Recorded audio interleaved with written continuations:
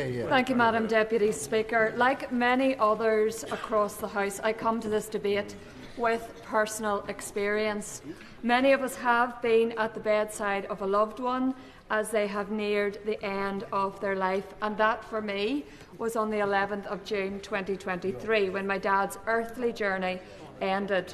Terminally ill for 5 years, a painful, aggressive cancer, yet a faith that sustained him and a health service that sought to support, care, comfort and preserve his life.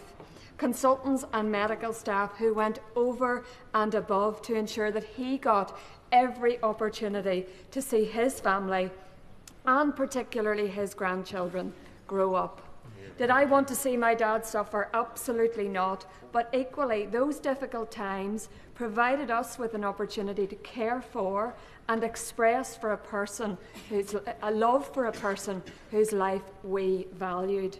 The root of my conviction is this: life in all its forms is of inherent worth and value.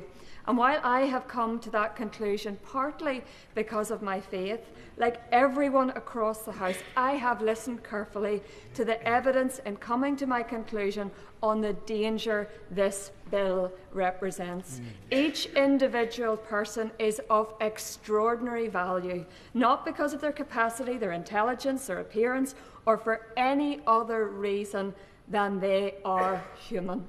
It's right that we should rage against death and suffering and pain as it's not natural, but this bill we are considering takes that rational fear to an irrational and dangerous conclusion. The answer to fear of death or dying badly, or even a desire for a good death, is not logically to legalise a means of bringing about death in a more efficient or sanitised, state-sponsored fashion.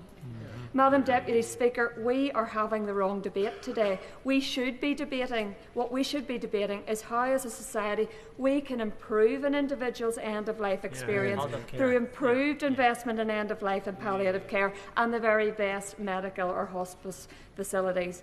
I strongly support efforts to this end towards improving how we provide for those who are suffering in their final months of life, rather than seeking to end their life more quickly than is necessary, as this bill aims to do. Tragically, at the moment, 1 in 4 people do not have access to the care they need at end of life. Many are unable to see their GP and get the pain medication they need as they face their last few months. A broken system, one which the government has pledged to fix, and surely it should be a priority rather than introducing a state service that ends life.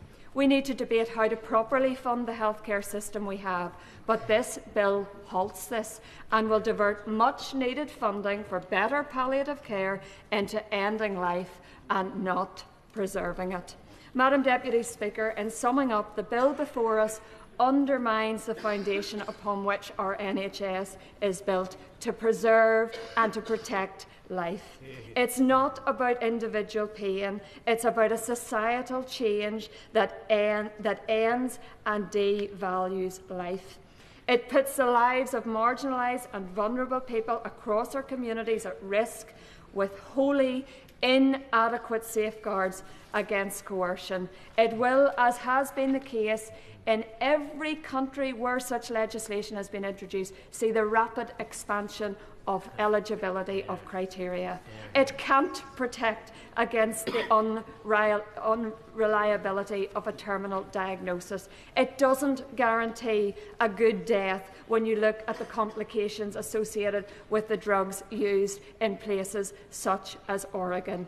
Death is final. Madam Deputy Speaker, today I have stood up for what is right, told the truth and warned of the dangers of this rushed and ill-thought-out bill.